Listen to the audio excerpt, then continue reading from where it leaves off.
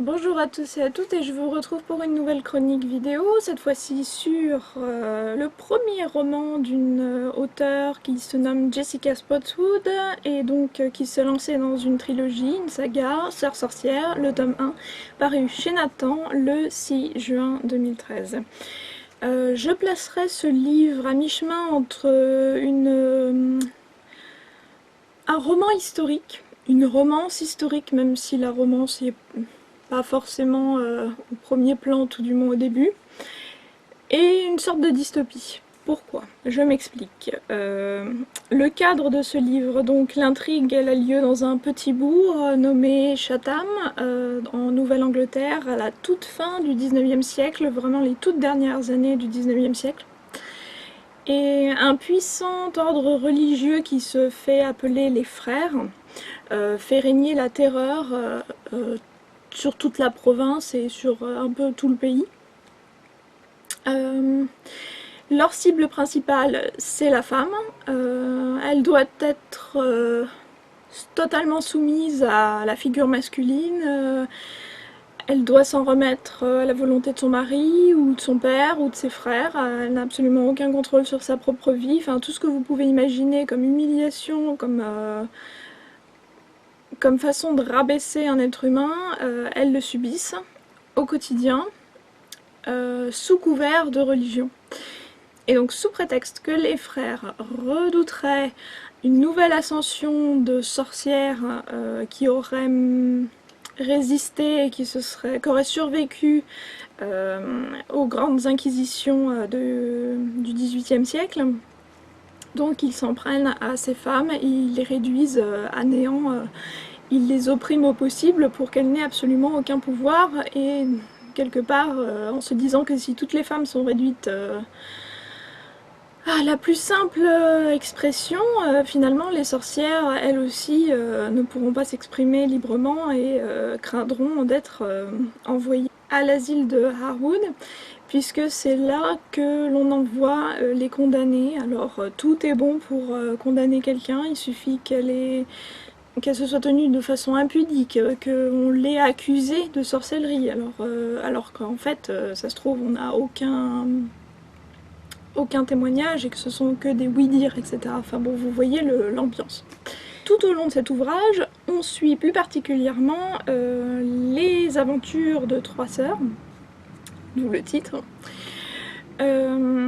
Kate, Maura et Tess Cahill, qui ont perdu leur mère quelques années auparavant et qui se retrouvent à vivre seules dans une petite maison avec leur père qui est un homme d'affaires très souvent absent et qui s'en va souvent pour justement mener ses affaires à New London, qui est la grande ville assez éloignée de ce petit village, et donc elles sont un peu réduite à se débrouiller toute seule.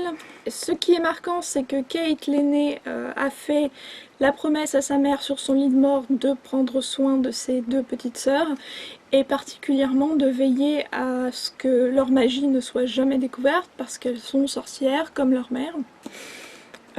Donc c'est pas évident, parce que Kate a vraiment la tête sur les épaules, voire même un peu trop, et qu'elle est totalement paranoïaque à juste titre, puisqu'elle voit clairement les gens se faire arrêter pour un rien.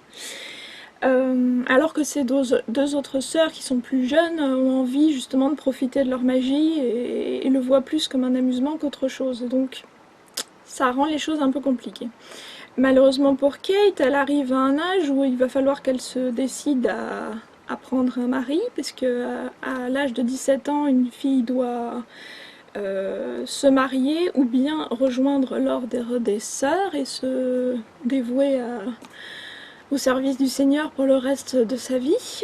Ce qui implique de toute façon dans les deux cas de devoir abandonner ses deux sœurs et de ne plus pouvoir être auprès d'elles constamment pour pouvoir les surveiller et surtout les protéger, ce que ses sœurs ont du mal à comprendre. En parallèle, et pour finir, la cerise sur le gâteau,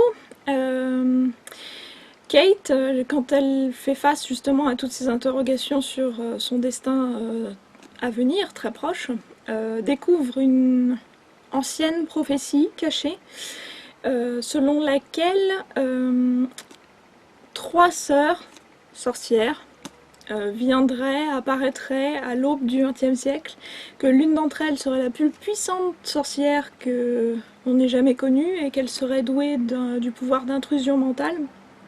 Et ce pouvoir, utilisé à mauvais escient, peut s'avérer désastreux.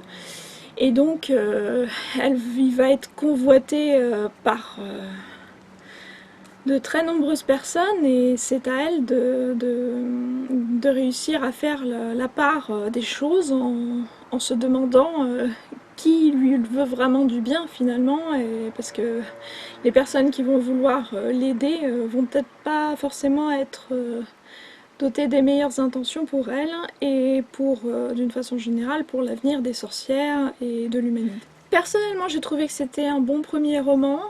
Pour un premier ouvrage, c'était pas mal écrit. Bon, alors, il y a peut-être toujours, comme d'habitude, quelques longueurs, quelques difficultés à rentrer dans l'histoire au début. Je crois que c'est à peu près le cap des 100 premières pages qui sont un peu difficiles à passer.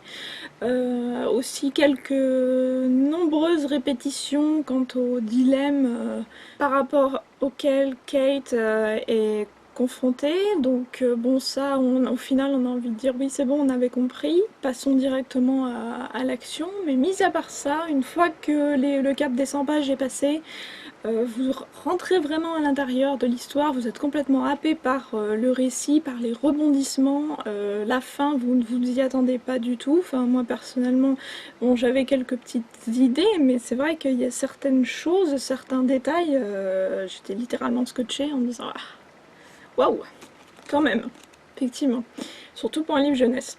Petite allusion assez sympathique que j'ai trouvée, c'est qu'il est fait mention des femmes, de la condition des femmes à Dubaï.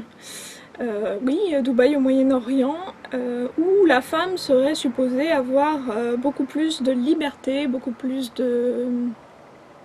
d'indépendance que justement les femmes de Nouvelle-Angleterre. Et ça, j'ai trouvé assez original et assez intelligent de la part de l'auteur d'avoir inversé ces situations-là, et c'est en ça que je trouve que ça peut se considérer comme une dystopie. Bon, après, le débat est ouvert, parce que justement, essayer de voir la condition féminine et l'oppression religieuse d'un autre point de vue, peut-être d'un point de vue occidental, ça peut être un peu assez intéressant pour comprendre d'autres choses qui ont lieu dans notre monde actuel, donc pourquoi pas. Voilà, voilà, c'était tout pour cet ouvrage que j'ai vraiment aimé et dont j'ai hâte de découvrir le deuxième volume. Je ne sais pas quand est-ce qu'il sortira, j'espère très vite l'année prochaine. Et je vous retrouve pour de nouvelles chroniques sur cette chaîne. N'oubliez pas, abonnez-vous, likez, commentez si vous avez des idées d'autres lectures qui s'y apparentent. Bien sûr, ça fait penser à Charmed, on ne peut pas oublier de le mentionner, comme j'allais le faire. Forcément, quand on parle de trois sœurs qui ont un pouvoir, une prophétie, etc., donc la série télé des années 98-2000, on ne peut pas oublier cette série télé. Mais bon, le contexte historique est vraiment totalement différent et totalement original, et donc je vous conseille vraiment d'aller y jeter un petit coup d'œil. Salut!